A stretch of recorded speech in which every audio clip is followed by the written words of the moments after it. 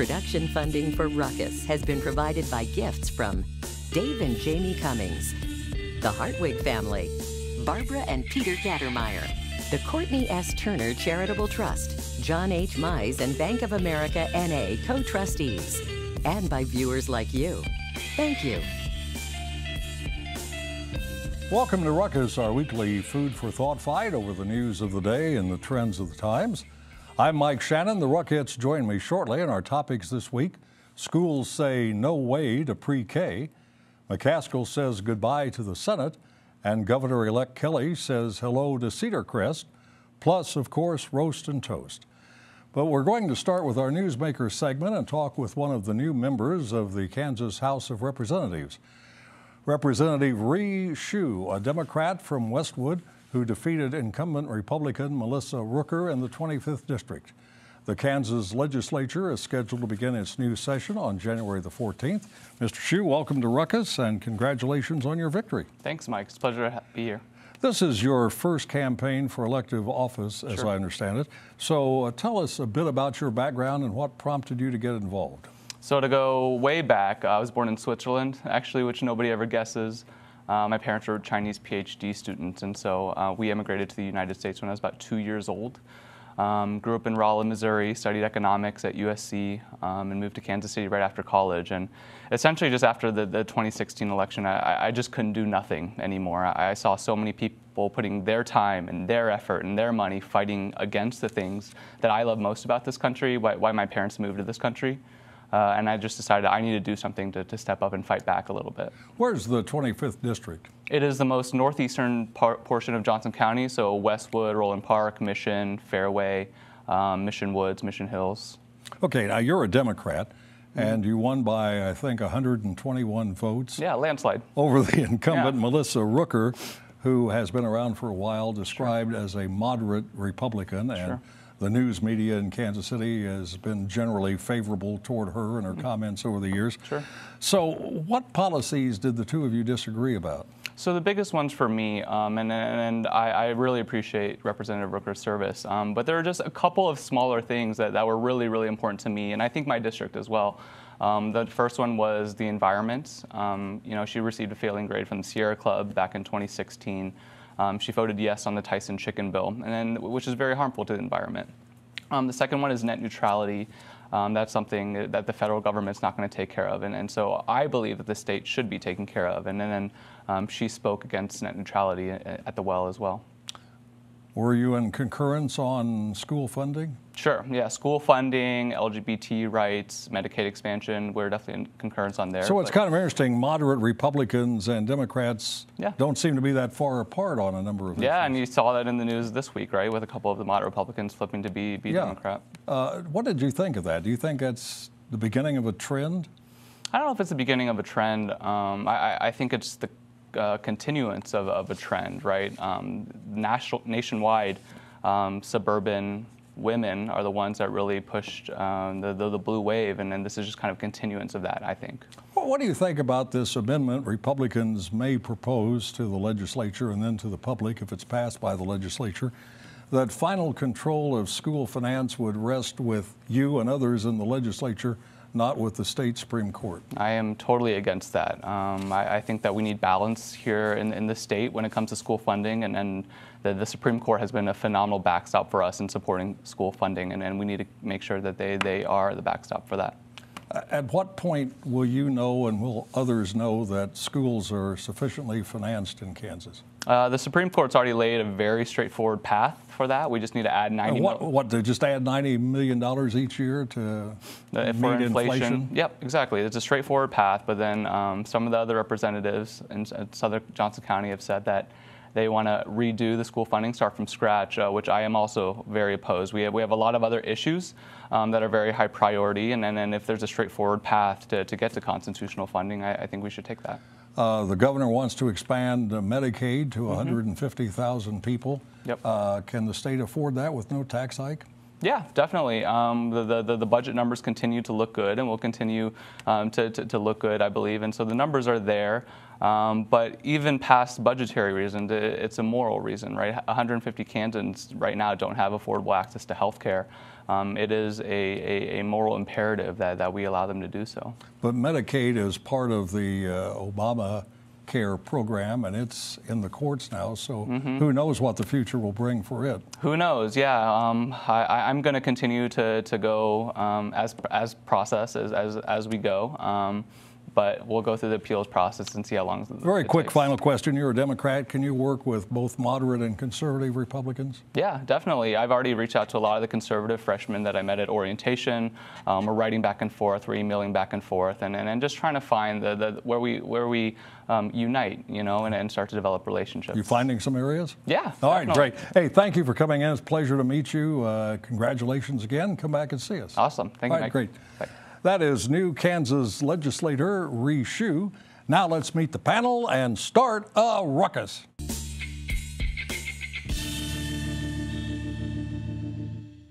Arthur Benson is a prominent Kansas City attorney. Dave Trobert is president of the Kansas Policy Institute. Teresa Garza is a former Jackson County legislator. And Crosby Kimber III is executive director of the Kansas City Library System and host of KCPT's Meet the Past and Centropolis programs. Happy holidays to all of you. Thank you very much for giving up some time to be here with us today. We have much to discuss, so let's go. As we just discussed, the Kansas legislature gets back into session next month with a new governor and many of the same folks back in the GOP-controlled legislature. Governor-elect Laura Kelly has been looking over the state budget and concludes that Kansas government is in worse shape than she thought, and she probably didn't think it was in great shape before. Nonetheless, Kelly says Kansas can fully fund state schools, expand Medicaid to another 150,000 recipients, and work on improving the child welfare system, all with no increase in taxes. So Dave, your group, KPI, and you pay close attention to the Kansas budget. Do you think the state's going to have enough money to cover all of her requests? Of course not, and she knows it. She shouldn't be feigning surprise about the state of the Kansas budget. When they voted, when she and other legislators voted for the largest tax increase in state history back in 2017, they knew that the budget was out of balance within 2 years. And then this year they came back and added another $500 million in spending for schools. Right now, they're in deficit spending to the tune of about $600 million over the next 2 years, and the reserves will be gone in year 3. That's without spending another penny. Revenues are at record highs, but it just can't keep up with the massive spending increase. Teresa, Governor-elect Kelly seems to think she can put together some of these deals because she spent time herself as a legislator, has friends in the legislature, and will be able to work out deals with them. From your own experiences, is it helpful to do things like that? Is she likely to be able to find people she's worked with before to help her put together deals now? Well, I think you always have relationships, but that doesn't necessarily mean you're going to get what you want out of those relationships to move your agenda forward. And I think that everyone coming into office when dealing with a budget says exactly the same thing, right? Like, oh my gosh, it's worse than I thought it was. I mean, that's just historically been the case. And so how do you move forward, and how do you play the nutshell game and move things around to kind of handle your agenda? So those relationships could help and they could not. It just depends on what exactly her plan is and what she puts forward to them. Well, Crosby, is this a good time to look at Medicaid expansion? That's part of Obamacare, and Obamacare has just been overturned by a court. Now, it's going to go through a long process. The big problem for this country at both the federal level and at the local level is the increase in health care spending. Medicare spending alone over the next 30 years will bankrupt the federal budget. The health care spending at the state level has gone up every year in both Missouri and Kansas, mostly by double digits. We cannot keep that trajectory going. Something has to stop, and Medicaid expansion may be the right idea right now or not the right idea, but the real underlying point is it can't go on the way it's going. Why is there some hesitance on the part of many lawmakers in Kansas to expand Medicaid? Well, I think because of the cost. It's a federal mandate with currently under Obamacare 90% with some funding from the federal government. Well, like 90% from the federal government. Right, but that goes away in 2021 or 22, whatever it is. And which is typical historically of federal mandates in these areas. And so state spending goes up, goes up, goes up. At some point there has to be a governor on, and maybe it ought to be the governor of Kansas or the governor of Missouri, on these health care expenses. Medicaid expansion would be a good bridge until the federal money goes away, a bridge to something like Medicare for all. Right now, we are spending over 15% of the national budget on health care, and about 30% of that is administrative cost, insurance companies, and profits. Medicare for all, which requires some hurdles to get to, would reduce overall Medicare expenditures from 15% to 11%. Well, you're assuming Medicare for all is going to come around, and we are far away from that taking place. If it did, it would address the problem. But in the meantime, is it wise to expand Medicaid? You said as a bridge to Medicare for all. Yes, the 90% federal funding until 2023 would essentially pay for itself, because that 90% generates additional income by all the contractors and all those who are. It's a form of federal money stimulus Dave, to the might state that be of a Kansas. bridge too far? Oh, that's a bridge way too far. I mean, come on. If there was, and I've heard this, Arthur, many times about this will pay for itself, except it never has. Look at every single state that has expanded Medicaid. They've not only not seen it pay for themselves, they've seen their state spending explode hundreds of millions beyond.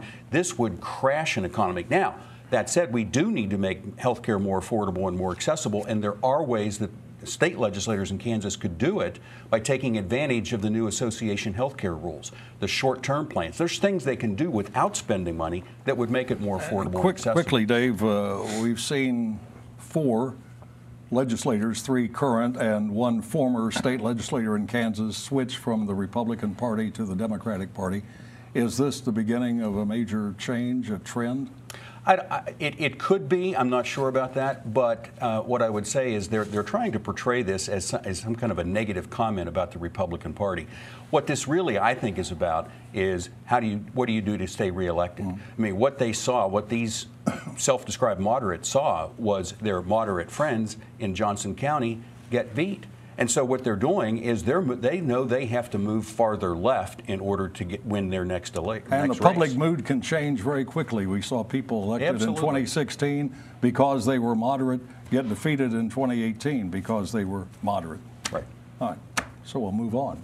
As Kansas City Mayor Sly James begins the final months of his term, it may be easier for people to tell him no.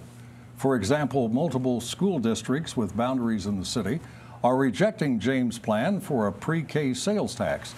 The idea is to impose a 3/8 cent sales tax and use that money for early education in public schools, private schools, charter schools, and faith-based institutions.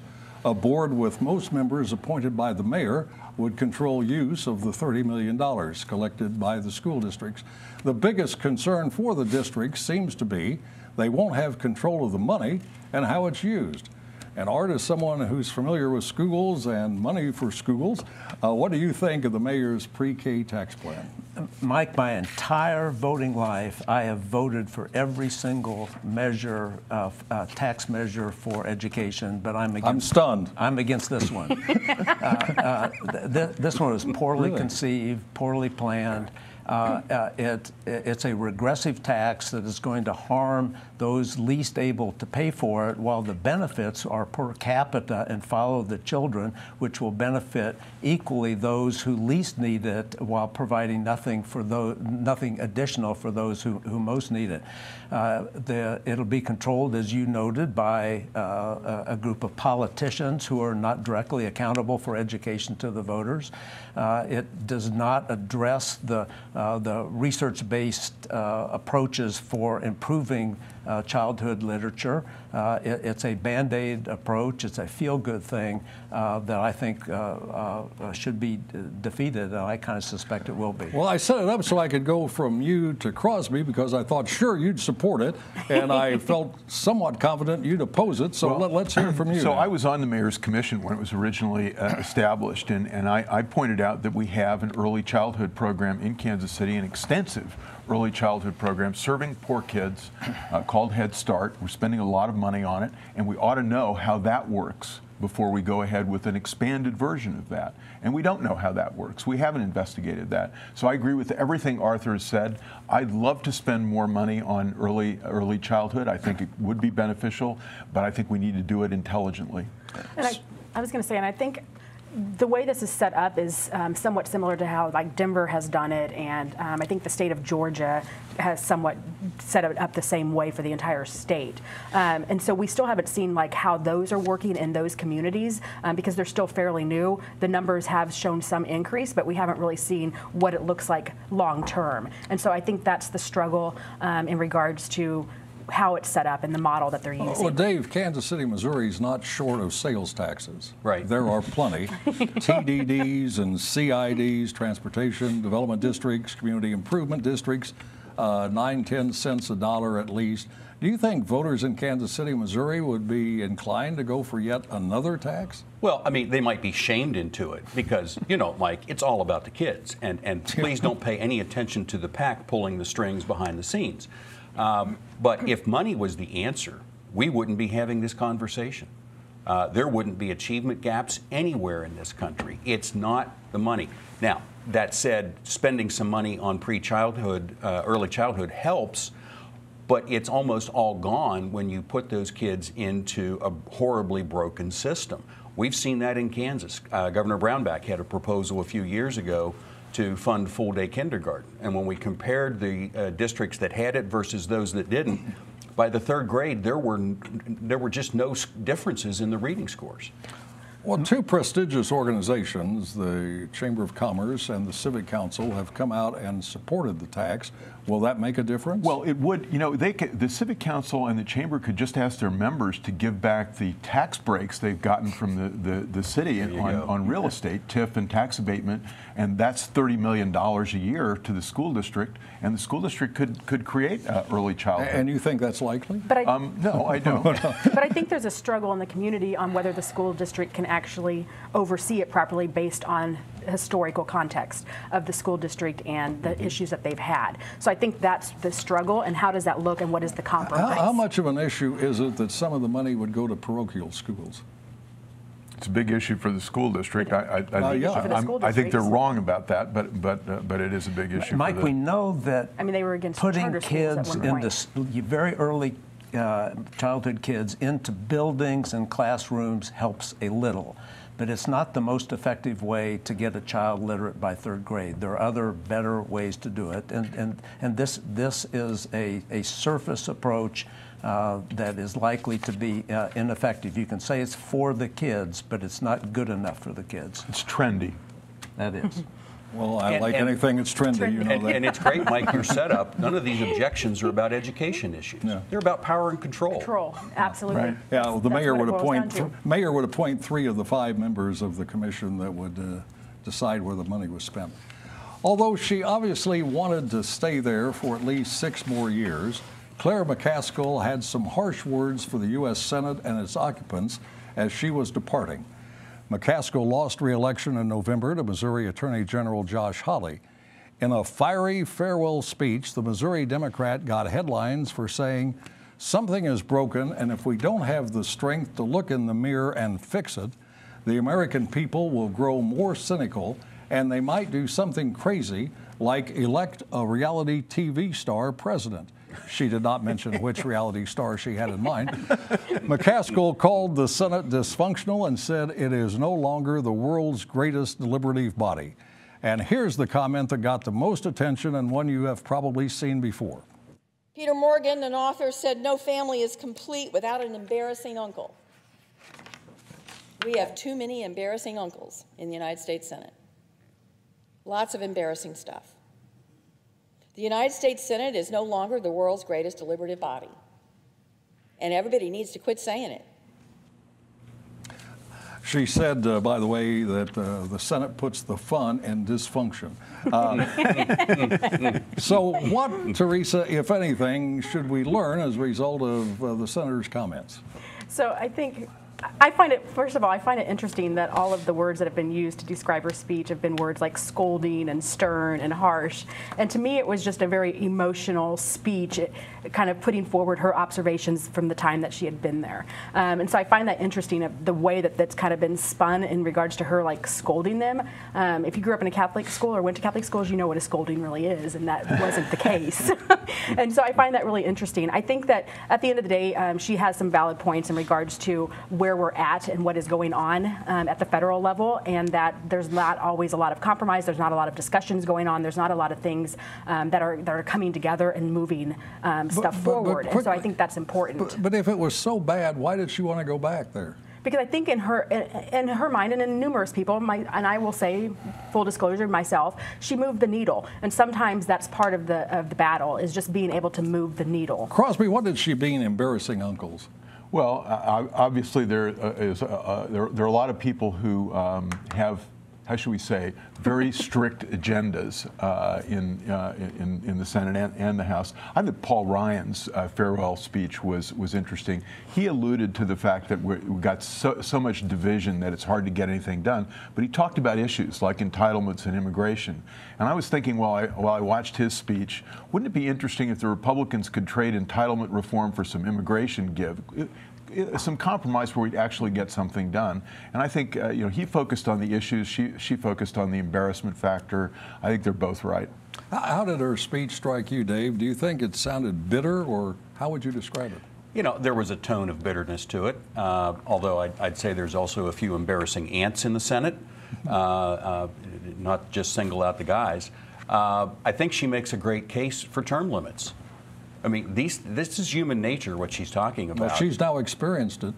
She has, but we need. I think personally, we need term limits. That is, maybe when they know they don't have to run for re-election one more time, they might actually start talking about some of the issues. So we have term limits called voting. So you're okay with no term limits on president? Let's put it in place right now. I'm just saying that there are the voting cycle is term limits, and it's whether the people get out and actually turn out to vote and get these people out of office. Art, the guy who defeated McCaskill, Josh Hawley, is now under investigation for something. What is he being investigated about? Well, I call it the Webster investigation.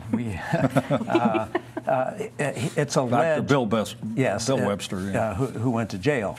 It's alleged that he used campaign resources in the office of Attorney General, and that he used office resources in the campaign, which that part of it would be illegal if he did, and it's unknown and it's under investigation. Do you think it's going anywhere? I have no idea. I am shocked to find out that there is politics involved in Missouri State government. You are easily shocked. Crosby, you are easily stunned. You always are, just easily stunned. All right, great discussions. Now we're going to head over to the soapbox for Roast and Toast, where the Ruckettes have 30 seconds each to frustrate, obviate, or vitiate. And we'll start with Teresa. I just want to say, actually, thank you to Claire for all that she did and for all her time that she served in public office over the past few decades. And I also want to wish everyone a Merry Christmas and a Happy New Year. Thank you. Art. I would like to toast democratic socialism. Democratic socialism, of course, is voting. That's what voting means. We already have capitalist socialism, in which risks and loss are socialized while profits are privatized. Under democratic socialism, after the democratic process of voting, we could address health care and global warming and a green works project and income inequality. I want to toast the movement towards democratic socialism. Crosby, you okay? Can I cancel the 911 call? Oh, please. Oh, okay. God, democratic socialism. So I want to toast the Kansas City Star editorial board in the guise of Dave Helling for discovering recently, something I've been talking about for 10 years, that Kansas City is a high-tax city, maybe the 8th highest tax city in the United States. Flat tax from $1, high sales tax is a property tax gained by developers and corporations. And we ought to make this an issue in the mayor and council election. High tax city and also very regressively taxed city. And Dave? Thanks, Mike. I have a roast for Mayor Sly James for his pre-K program, the tax increase. I mean, first, the Chutzpah Award would also be appropriate. First, his cronyism programs take subsidies, takes millions of dollars away from schools to subsidize a few businesses, and now he comes back and wants credit for giving money to schools by raising taxes. Santa should bring him a lump of coal in his stocking. And finally, PETA, People for the Ethical Treatment of Animals, is asking you to quit using certain expressions about animals. They include bring home the bacon, I saw. Kill 2 birds with 1 stone, and take the bull by the horns. Now here's the point. If you stop saying these things, it may be possible that PETA will no longer have a beef with you. Ouch! Ouch! I shouldn't have said beef, right? Oh, man. It's embarrassing. Raising their profile. Exactly. Just say something outrageous and raise your profile. And we have it at that point, we're going to have to stop. That is Ruckus for this week and this year. We're away for the holidays, back on January the 3rd. Now for the Ruckettes and the crew, I'm Mike Shannon saying thanks very much for watching. Merry Christmas, Happy New Year, and joyous whatever else you may celebrate. Production funding for Ruckus has been provided by gifts from Dave and Jamie Cummings, the Hartwig family, Barbara and Peter Gattermeyer, the Courtney S. Turner Charitable Trust, John H. Mize and Bank of America N.A. co-trustees, and by viewers like you. Thank you.